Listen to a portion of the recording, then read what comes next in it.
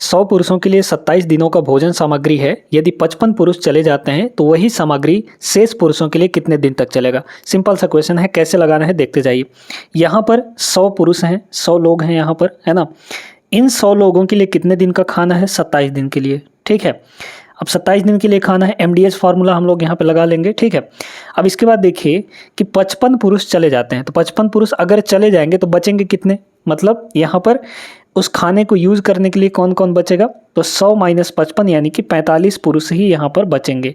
और इन 45 पुरुषों के लिए हम लोग मान लेते हैं कि D दिन तक यहाँ पर भोजन चलेगा, सामग्री चलेगी, ठीक है। तो अब इसको काट पीट के आप डे निकाल लीजिए, कितने दिनों तक चलेगी यही पूछा गया था। 9 से काटेंगे 3 बार में, 9 से काटेंगे 5 बार में, है ना।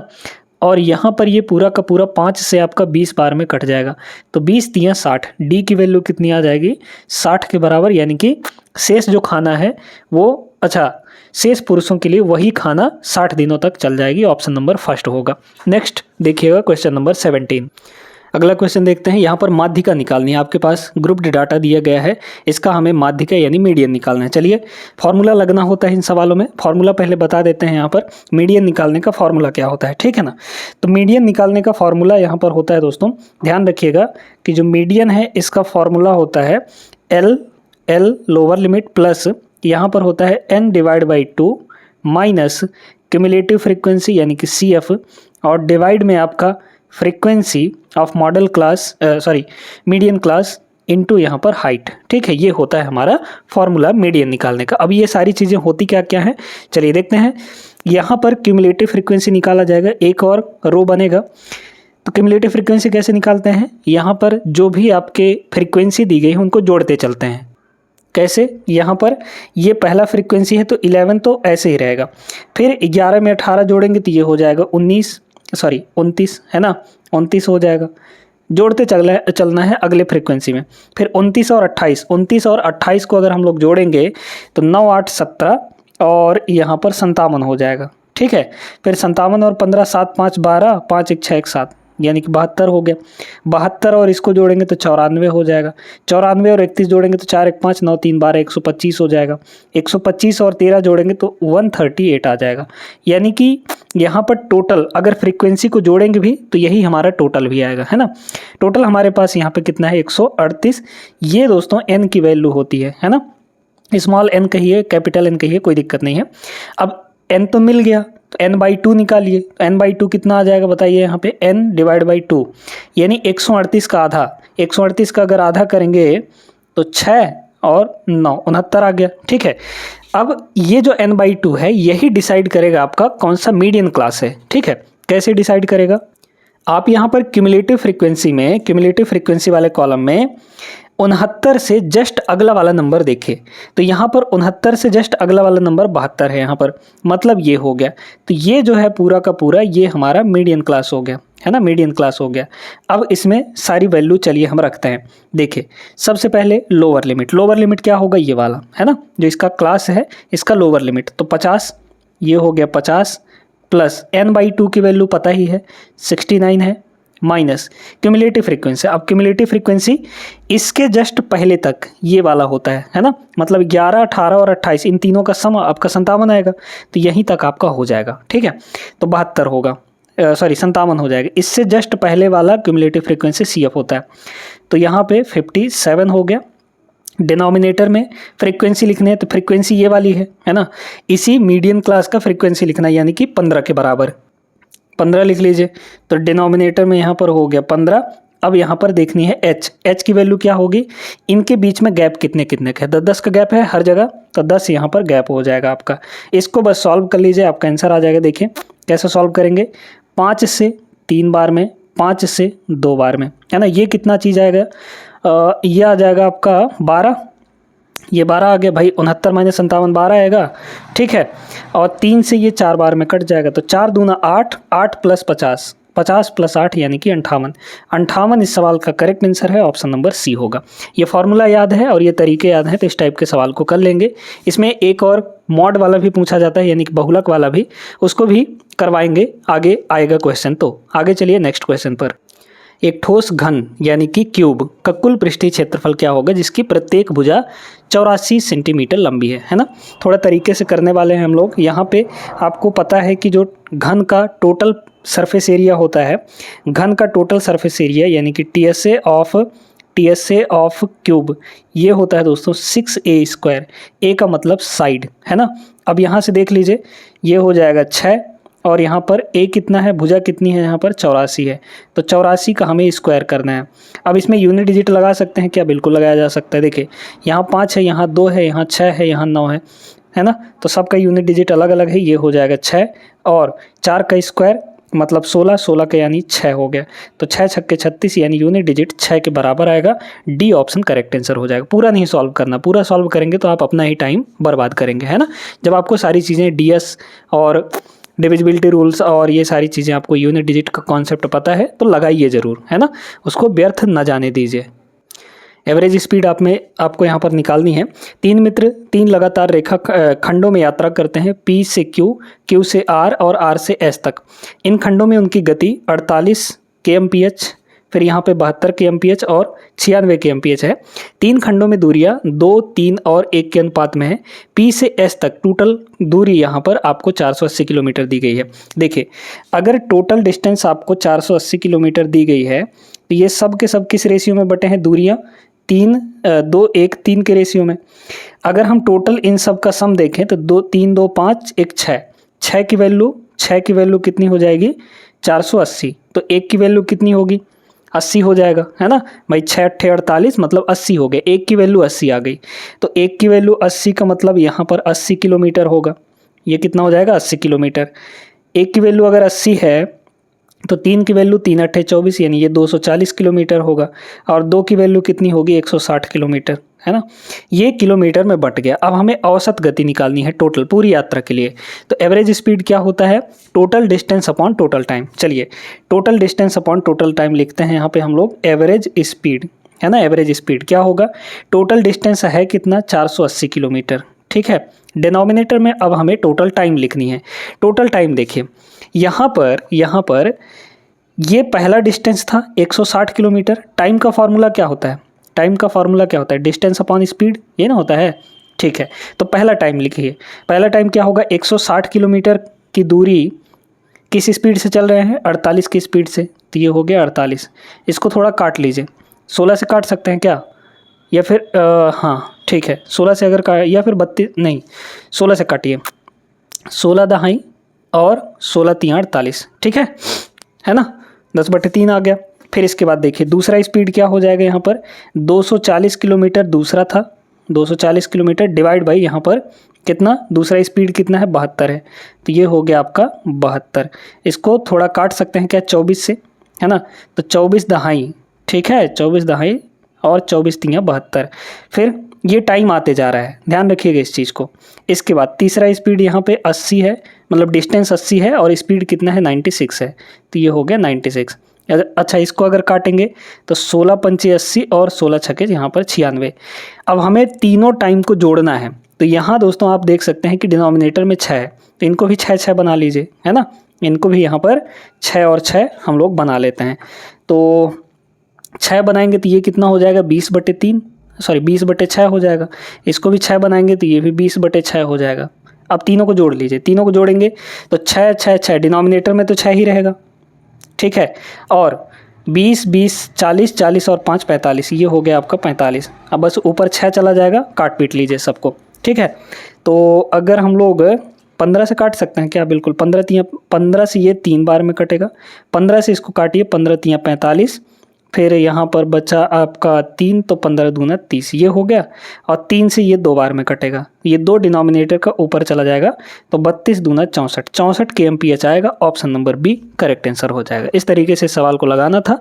आई होप क्लियर है सभी को अच्छे से। आगे चलिए नेक्स्ट पर।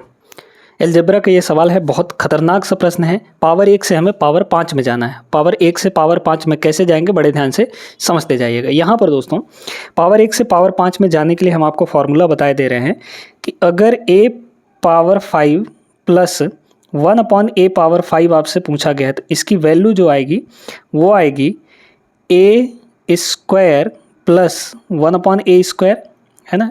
1/a² और मल्टीप्लाई में यहाँ पर a³ प्लस 1/a³, ठीक है, और यहाँ पे माइनस यही सिंगल पावर वाला, ठीक है, इसको थोड़ा इधर कर लेते हैं हम लोग, है ना, इसको थोड़ा इधर कर ले, तो पावर सिंगल वाले का मतलब a + 1/a, ये होता है इसका फार्मूला। अब इसका फार्मूला तो पता चल गया, अब हमें यहाँ पर स्क्वायर का वैल्यू निकालना है और क्यूब का वैल्यू निकालना है, दोनों की वैल्यू मिल जाएगी क्योंकि ये तो पता ही है पहले से 4 के बराबर। अच्छा, अब यहाँ पे और फार्मूला स्क्वायर और क्यूब वाले का, अगर आपको a + 1/a की वैल्यू p मान लीजिए दिया गया है ना, और इसके स्क्वायर में जाना चाहते हैं आप, 1/a² स्क्वायर में जाना चाहते हैं, स्क्वायर मत कहिए इसको, आप ऐसा कहिए पावर डबल में, है ना, पावर डबल में जाना चाहते हैं तो इसका भी पावर डबल होगा यानी p का स्क्वायर, और अगर यहाँ पे प्लस दिया है तो आप -2 करेंगे, अगर यहाँ -2 दिया रहता तो आप +2 कर देते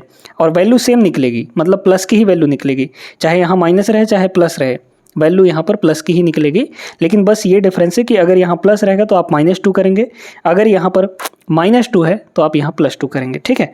ऐसे ही अगर आपको क्यूब की वैल्यू निकालनी है, a³ + 1/a³ की वैल्यू, है ना, अगर a + 1/a की वैल्यू p दी गई है तो a³ + 1/a³ की वैल्यू कितनी हो जाएगी, पहले तो इसका पावर 3 करिए क्योंकि पावर 3 गुना हो रहा है, पावर 3 हो जाएगा, और चूंकि ये प्लस वाले की वैल्यू हम निकाल रहे हैं, यहाँ पे प्लस है तो -3p हो जाएगा, ठीक है। अब बस यहाँ पे निकाल के सारी चीज़ें रख दीजिए। चलिए बताइए, a² + 1/a² की वैल्यू, इसकी वैल्यू कितनी है, 4 के बराबर, ये दिया ना है, तो यहाँ रखिए 4 का स्क्वायर 16, 16 - 2 14, इसकी वैल्यू 14 आ गई, ठीक है। फिर क्यूब की वैल्यू निकालिए, यहाँ पे 4 का क्यूब कितना होगा भाई, p की वैल्यू 4 है, 4 का क्यूब 64 माइनस 3 × 4 यानी कि 12, तो आ गया 52, ये हो गया आपका 52, ठीक है, माइनस ये तो 4 दिया ही है, यूनिट डिजिट लगा लीजिए, यहाँ 4 है, यहाँ 9 है, यहाँ 6 है, यहाँ 0 है, सबका अलग अलग है, तो 4 दूना 8 यूनिट डिजिट और यहाँ 4, तो कितना आ गया, सीधे सीधे 4, यूनिट डिजिट 4 वाला आंसर होगा ऑप्शन नंबर फर्स्ट, ठीक है। समझ आ गया होगा सभी को अच्छे तरीके से। नेक्स्ट क्वेश्चन पर चलिए, ये सारे फॉर्मूले नोट करते हुए चलिएगा। एवरेज स्पीड का एक और क्वेश्चन देखिएगा, एक महिला ने 90 मिनट के लिए 20 मीटर पर मिनट की गति से और 60 मिनट के लिए 95 मीटर पर मिनट की गति से यात्रा की, पूरी यात्रा के लिए उसकी औसत गति क्या होगी, यहाँ पर है ना, औसत गति हमें यहाँ पर निकालनी है। चलिए, speed equal to distance upon time, यही ना होता है, स्पीड इक्वल टू कितना होता है, फॉर्मूला डिस्टेंस अपॉन टाइम, ठीक है। अब एवरेज फार्मूला, एवरेज स्पीड की बात अगर करें, एवरेज स्पीड की बात करें अगर, तो total distance upon total time, हमें टोटल डिस्टेंस नहीं पता है ना, टोटल टाइम तो पता है 90 मिनट यहाँ, 60 मिनट यहाँ, हमें टोटल डिस्टेंस निकालनी है। पहला डिस्टेंस क्या होगा, distance equal to speed into time, यहाँ से निकल जाएगा, है ना, टाइम इधर आ जाएगा, तो स्पीड कितनी है 20 की, है ना, इंटू टाइम कितना है 90 मिनट, तो ये हो गया, यानी कितना हो गया टोटल भाई। देखिए ये मीटर पर मिनट में है और ये भी मिनट में है, तो आपको कुछ भी चेंज करने की ज़रूरत नहीं है यहाँ पर, है ना, क्योंकि मिनट से मिनट कैंसिल आउट हो जाएगा, मीटर बस बचेगा, तो 20 × 90 यानी कि 1800 हो गया, ठीक है, 1800, ये पहला डिस्टेंस, प्लस दूसरा डिस्टेंस कितना होगा, क्योंकि हमें टोटल डिस्टेंस चाहिए, यहाँ पर भी 60 मिनट 55 सेकेंड, तो दूसरा डिस्टेंस क्या आएगा, 55 के स्पीड से, है ना, 55 का स्पीड, ठीक है, 55 का स्पीड इंटू यहाँ पे 60, ठीक है, तो 5 × 30, 5 × 30 330, 330 का मतलब यहाँ पर 3300 हो गया, है ना, 330 और एक 0 और, ये टोटल डिस्टेंस है डिवाइड बाय टोटल टाइम, 90 और 60, 9 × 6 15, 150 आएगा, है ना, 150 आ गया, तो एक 0 काट सकते हैं, यहाँ से भी, यहाँ से भी, यहाँ से भी, है ना। ऊपर कितना बन गया हमारे पास 180, या फिर 15 से डिवाइड कर लीजिए ना, दोनों को 15 से डिवाइड कर लीजिए, 15 180/15 12 आ जाएगा, और प्लस 330/15, 15 दूना 30, फिर 15 दूना 30, 22 आ जाएगा, तो ये हमारे पास आ गया 34, इसका correct answer option number D होगा। कैलकुलेशन फास्ट करते हैं तो आपका जल्दी हो जाएगा। आगे चलिए नेक्स्ट पे देखिएगा, रेशियो एंड प्रोपोर्शन का बढ़िया सवाल है, सिंपल सा है, आपको बन जाना चाहिए। क्या बोला है इसमें, यहाँ पर देखिए, आपको इसको करने का एक शॉर्टकट तरीका भी बताते हैं, यहाँ पर ध्यान से देखिएगा। एक तरीका तो ये है कि भाई प्रोपोर्शन में जब भी दिया रहता है तो अंदर अंदर की मल्टीप्लाई बाहर बाहर की मल्टीप्लाई के बराबर होता है, तो हम यहाँ से कह सकते हैं कि 4 और x की मल्टीप्लाई, 4x की जो मल्टीप्लाई हो किसके बराबर होगा, 28 × 4.1 के बराबर, है ना, 28 × 4.1 के बराबर, ठीक है। तो 4 से ये 7 बार में कट जाएगा, तो 7 इंटू 41, एक्स की वैल्यू कितनी आ गई 7 इंटू 41, 7 एकम 7, 7 चौके 28, 28.7 आ गया। ठीक है, इसी तरीके से इसमें देखिए 4 इंटू वाई, तो 4 वाई की जो वैल्यू होगी वो 32 इंटू 3 होगा, तो 32 इंटू यहाँ पर 3 हो गया। तो देखिए 4 से ये कट जाएगा 8 बार में, है ना, तो 8 3 24, वाई की वैल्यू यहाँ पर 24 आ चुकी है। अब हमें करना क्या है, एक्स और वाई का रेशियो बताना है। तो एक्स कितना है यहाँ पर 28 या 287/10 कह लीजिए, है ना, और रेशियो यहाँ पे वाई यानी 24 है। तो बस 240 उधर चला जाएगा, 10 उधर चला जाएगा, 240 हो जाएगा। तो 287 और रेशियो यहाँ पर 240। कौन सा ऑप्शन है, ऑप्शन नंबर फर्स्ट। ये तो हो गया थोड़ा सा लंबा तरीका, लेकिन ऑब्जर्व करके भी आंसर बताया जा सकता है। देखिए ऑब्जर्वेशन कैसे करना है, यहीं पे आपको ऑब्जर्व करना है एक्स और वाई की वैल्यू निकालते हुए। कैसे, देखिए ये अगर 4 का 7 गुना है, 4 7 28, तो यहाँ पर इसका भी 7 गुना ये आएगा। तो 4.1 का 7 गुना कितना होगा 28.7। डायरेक्टली यहाँ से ऑब्जर्व करके निकाल सकते हैं, एक्स की वैल्यू मिल गई हमें। ऐसे ही यहाँ 4 से ये 8 गुना हो रहा है, तो इसका भी 8 गुना यहाँ पर आएगा, मतलब 3 का 8 गुना, 3 8 24, यानी कि ये हो गया आपका 24। बस सीधे सीधे ये करना था। ये है सिंपल तरीका, ये है स्मार्ट अप्रोच, है ना। सिर्फ ऑब्जर्व करना था यहाँ पे, बाकी आप मेथड वगैरह तो जानते रहते हैं, ऑब्जर्वेशन बहुत ज़्यादा ज़रूरी है। ठीक है ना, आगे चलिए नेक्स्ट पर। ज्योमेट्री के सवालों में दोस्तों कॉन्सेप्ट बहुत ज़्यादा ज़रूरी है। ठीक है ना, कॉन्सेप्ट जब तक आप ज्योमेट्री का नहीं पढ़े रहेंगे, पक्का नहीं रहेगा कॉन्सेप्ट, तब तक आप सवालों को नहीं लगा सकते, खासकर ज्योमेट्री के जहाँ पर बात आती है। देखिए सवाल कह रहा है कि ए बी केंद्र पी वाले एक वृत्त का व्यास है। ठीक है, चलिए बना लेते हैं हम लोग। यहाँ पे सर्किल दिया गया है, चलो भैया सर्किल बन जाए यहाँ पे, है ना। ये हमारे पास एक सर्किल है, इस सर्किल का जो डायमीटर दिया है वो ए बी दिया है। तो इस तरीके से ए बी हमने एक डायमीटर खींच लिया, ए और ये आपका बी पॉइंट। अब क्या बोला गया आगे, सी और डी वृत्त पर ए बी के दोनों ओर बिंदु हैं। यहाँ पर सी है, ए बी के दोनों ओर, तो एक साइड सी मान लीजिए, कहीं पर भी आप लोग मान लीजिए, जरूरी नहीं कि एक ही जगह माने, है ना। और ये आपका डी पॉइंट हो जाएगा। ठीक है, इतनी बात क्लियर हो गई। इसको थोड़ा सा भाई साहब ऊपर कर लेते हैं हम लोग, है ना, इसको थोड़ा सा ऊपर कर लिया जाए इस तरीके से। अब चलिए आगे बोला गया कि सी ए बी 48 डिग्री मिलाते हैं, सी ए बी इस तरीके से, और इसको भी मिला लीजिए, क्या पता काम में ही आए, है ना। आइए देखिए, कह रहा है कि सी ए बी का मतलब ये आपको 48 डिग्री के बराबर दिया है। कॉन्सेप्ट बताएंगे अभी, ध्यान रखिएगा। फिर इसके बाद ए बी डी मतलब ये एंगल 55 डिग्री दिया है ना। यहाँ पर ये एंगल 55 डिग्री के बराबर आपको पूछा गया है। यहाँ पे सी बी डी मतलब ये टोटल एंगल, और सी ए डी मतलब ये टोटल एंगल के मापों के बीच में अंतर कितने का होगा, है ना। बढ़िया क्वेश्चन, चलिए देखते जाइएगा। यहाँ पर आप इसको चाहें तो 2 तरीकों से लगा सकते हैं, लेकिन सिंपल वाला तरीका देखिएगा। यहाँ पे आपको एक कॉन्सेप्ट ये याद रखना है दोस्तों कि अगर यहाँ पर डायमीटर दिया गया है, ठीक है, डायमीटर के दोनों सिरों को वृत्त की परिधि पर यानी सरकमफेरेंस पर कहीं पर भी मिलाया जाए, है ना।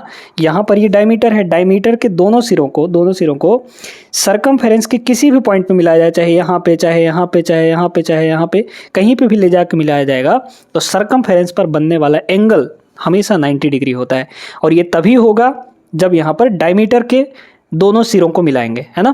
तो यहाँ पर ये 90 डिग्री हो जाएगा, ये आपका 90 डिग्री। ऐसे ही इधर भी ये दोनों सिरे हैं, तो इधर भी कहीं पे भी मिलाएंगे हम लोग तो भी 90 डिग्री बनेगी, ये भी 90 है। अच्छा अब सुनते जाइए, यहाँ पे अगर हम ये कहें कि ये 90 है, ये 48 है, इसका मतलब ये कितना हो जाएगा, क्योंकि ये 90 है तो तीनों का सम, इंटरनल एंगल तीनों का सम कितना होता है 180 डिग्री। तो अगर ये 90 है तो इसका और इसका सम 90 होना चाहिए। तो ये 48 है तो इसका बताइए कितना हो जाएगा, 8 2 10 और 2 तो आएगा ही आएगा, ठीक है। फिर यहाँ पर 5 4 9 मतलब कि 4 हो जाएगा, 42 हो जाएगा, ठीक है।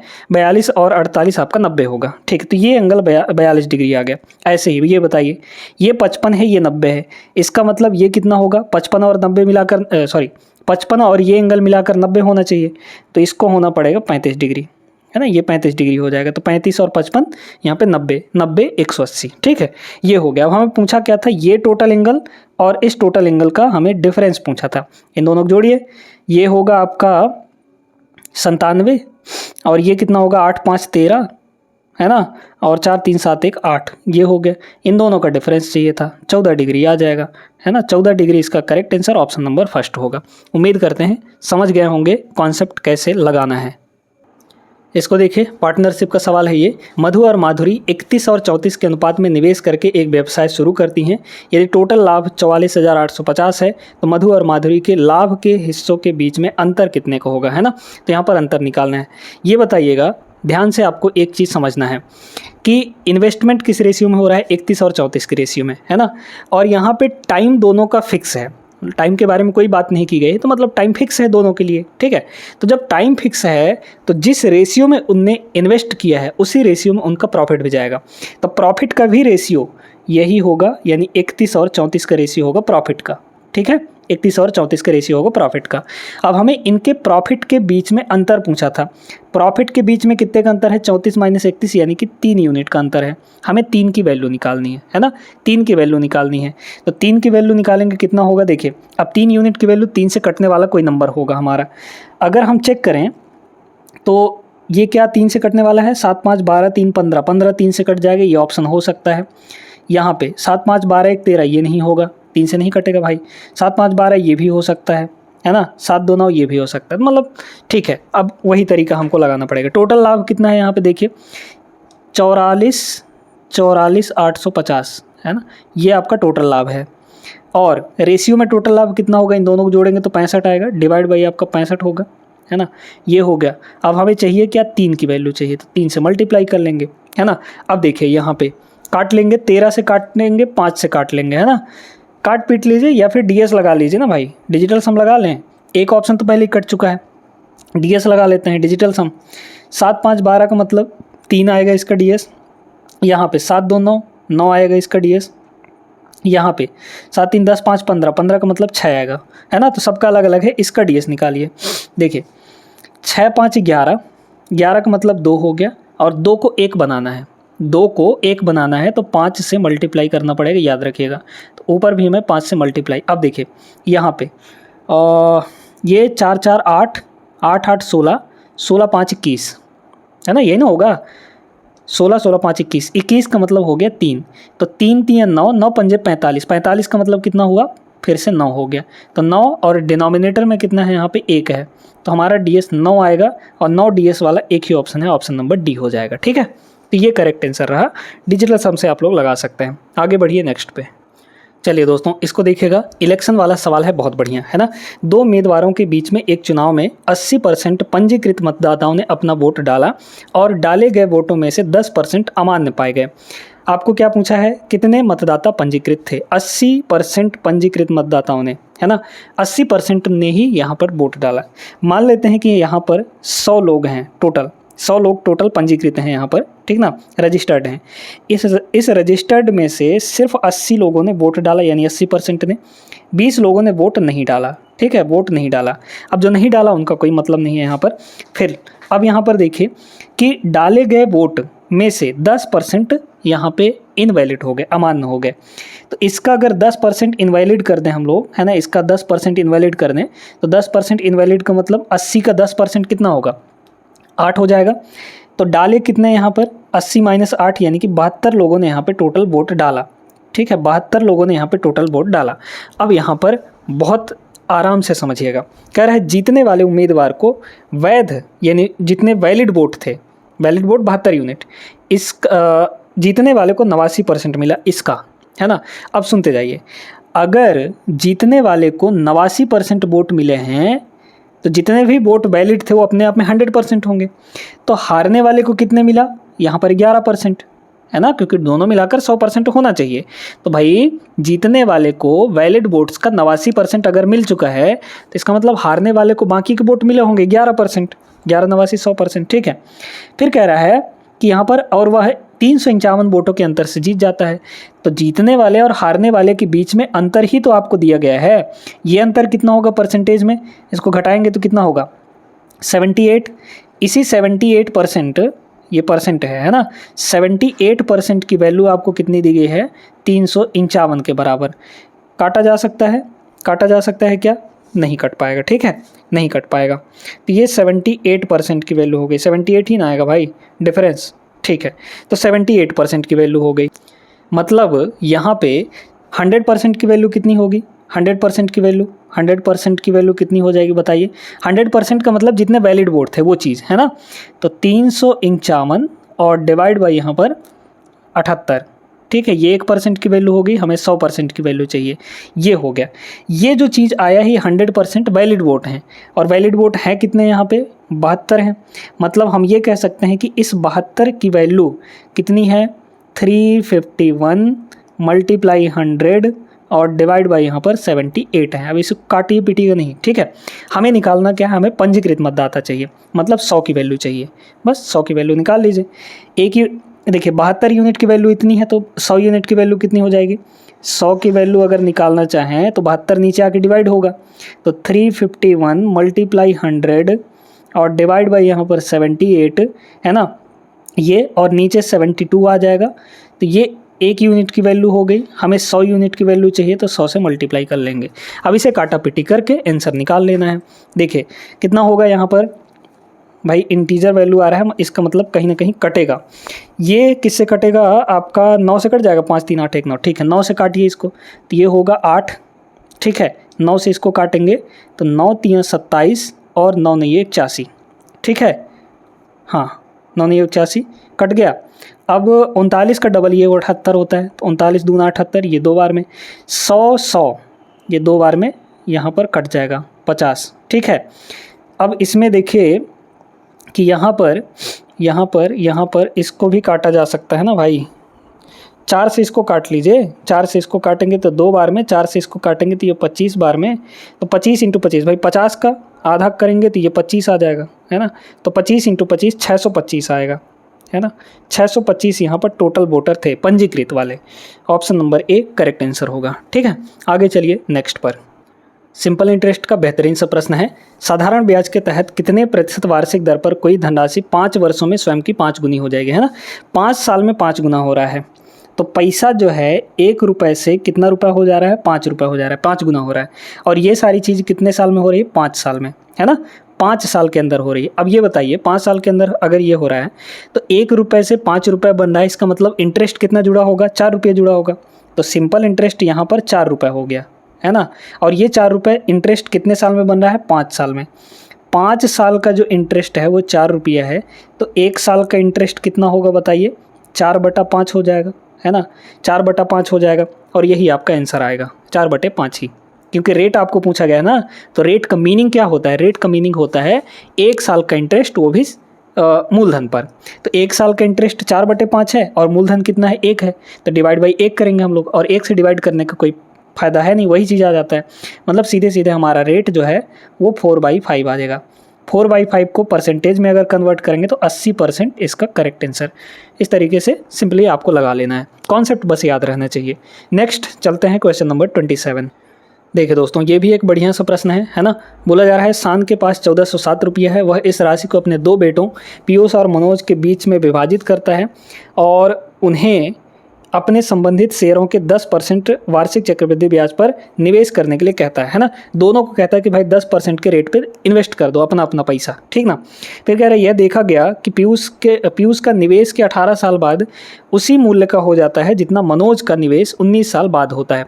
जितना पैसा पीयूष का 18 साल के बाद होता है, जो भी वो इन्वेस्ट किया होगा, उतना ही पैसा मनोज का 19 साल के बाद हो पाता है। और दोनों का रेट सेम है, रेट सेम है अगर, तो रेट 10% है। 10% का मतलब क्या हुआ, 10% का मतलब हुआ 1/10 फ्रैक्शन। इस फ्रैक्शन का बहुत रोल है दोस्तों, है ना, हर एक चैप्टर में इस फ्रैक्शन का बहुत रोल है। मतलब पैसा 10 से कितना होगा, 1 जुड़ के 11 हो जाएगा, ठीक है। अब ध्यान से देखते जाइए, पीयूष और मनोज 2 लोग हैं। मान लीजिए पीयूष को P पैसा मिला, है ना। इस P पैसे का 1 साल में कितना हो जाएगा पैसा, 10 से 11 होगा, 10 से 1 जुड़ेगा तो 11/10 होगा। ये 1 साल में है, लेकिन बोला गया है कि 18 साल में जितना पैसा होगा वो मनोज का उतना ही 19 साल में होगा। तो इसका पैसा 18 साल में निकालिए, क्योंकि चक्रवृद्धि ब्याज है तो टाइम आपका पावर में जाता है 18 साल में। इतना ही पैसा मनोज का पैसा हम लोग मान लेते हैं कि m है, m रुपए उसको मिला था, है ना।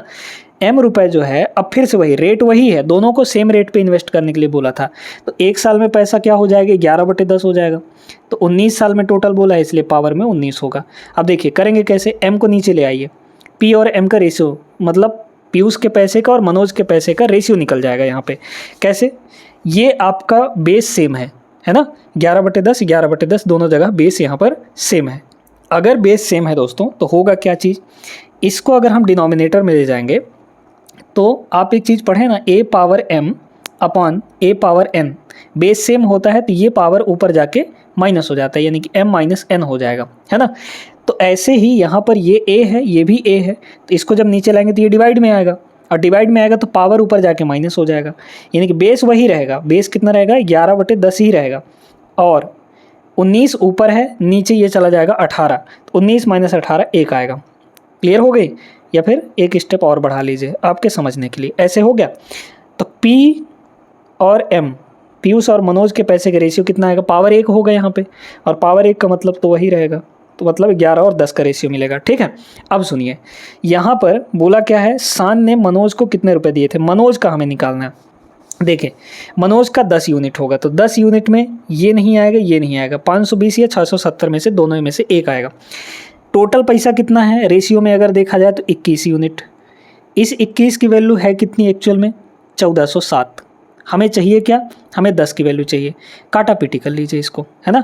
10 की वैल्यू कितनी हो जाएगी, देखिए पहले 7 से काटिए, 7 दूना 14, यहाँ 7 से काटेंगे तो 3 होगा, 7 से काटेंगे तो 7 दूना 14, 0 7 एकम 7, फिर 3 से इसको काटिए तब ना 1 की वैल्यू मिलेगी, और इंटू यहाँ पर 10 और डिवाइड बाई यहाँ पर 3 हो जाएगा।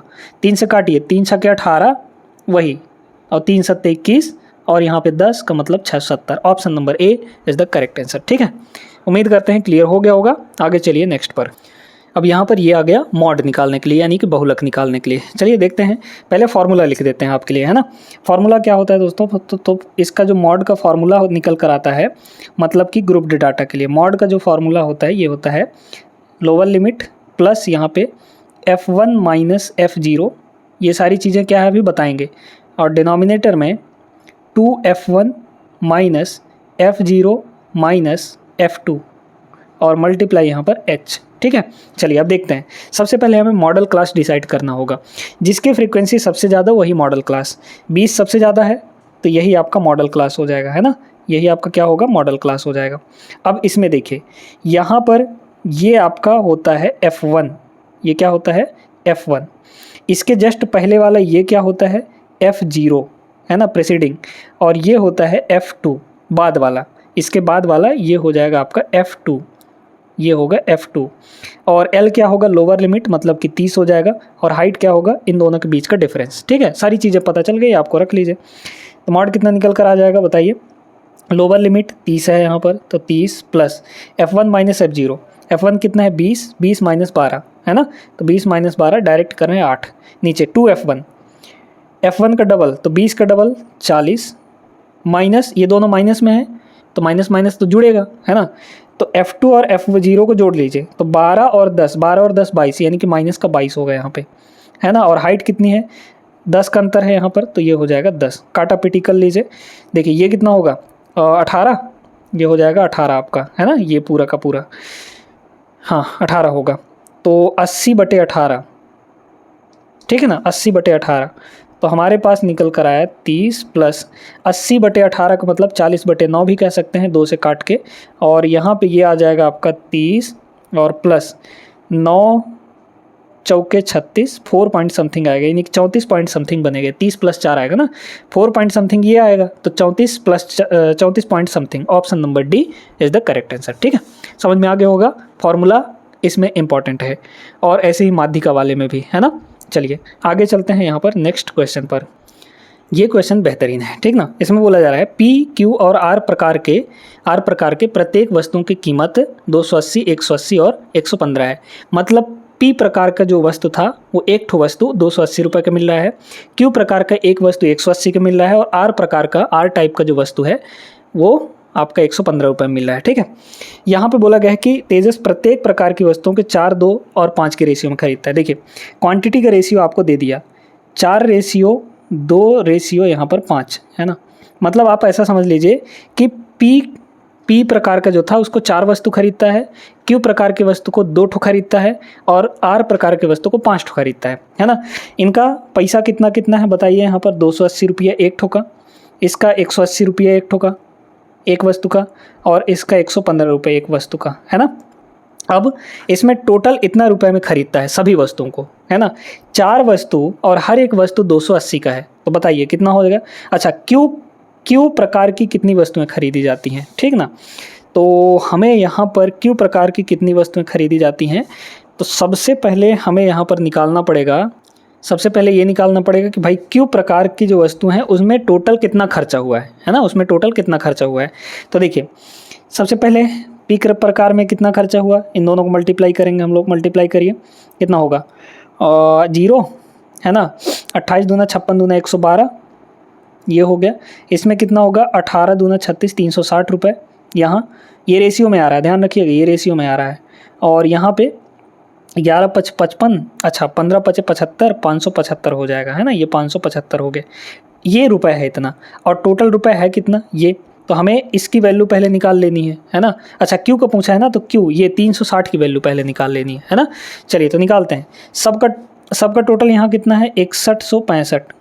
रेशियो में टोटल पैसा कितना है, जोड़िए सबको, तो 0 0 ये हो जाएगा 5, 7 6 13, 13 और 2 15 यानी कि 5, है ना।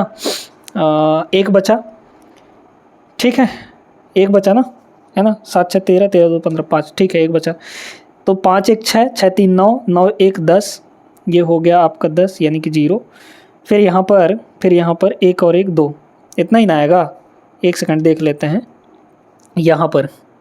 अब हमें यहाँ पर देखिए कि 360 की वैल्यू निकालनी है क्योंकि क्यू का बोला है ना। तो 360 की वैल्यू निकाल लीजिए, तो 360 से मल्टीप्लाई। ये क्यू जो है, क्यू प्रकार की वस्तु में इतना रुपए खर्च हो गया है टोटल, ठीक है। इतना रुपए अगर खर्च हुआ है तो हमें ये चाहिए कि भाई क्यू कितनी वस्तुएं खरीदी थी, क्यू प्रकार की कितनी वस्तुएं खरीदी थी। तो एक ठो वस्तु क्यू का कितना है 180 रुपये का मिल रहा है, तो इसके डिवाइड में हम लोग क्या कर देंगे 180 कर देंगे, है ना। तो हमें क्वांटिटी पता चल जाएगी, बस यहाँ से आपका आंसर आ जाएगा। देखिए 180 से डबल 2 बार में कट गया। अब इसके बाद यहाँ देखिए, इसको बड़े गौर से अगर देखेंगे तो जस्ट 3 गुना है यहाँ पर, है ना भाई। 2000 का 3 गुना 6000 और 55 का 3 गुना 165 होता है, मतलब 2000 55 का 3 गुना है जस्ट ये, तो ये हो जाएगा 3 और 3 × 2 यानी कि 6। ये कैलकुलेशन का तरीका है, ऑप्शन नंबर बी इसका करेक्ट आंसर हो जाएगा। यानी कि यहाँ पर क्यू प्रकार की उसने यहाँ पर कितनी वस्तुएं खरीदी हैं, 6 वस्तुएं टोटल खरीदी हैं, ठीक है ना। उम्मीद करते हैं दोस्तों कि ये सेशन आपको पसंद आया होगा। वीडियो अगर अच्छी लगी हो तो लाइक कर देना है, चैनल को जरूर सब्सक्राइब कर लीजिएगा। मिलेंगे हम लोग नेक्स्ट क्लास में, तब तक के लिए जय हिंद।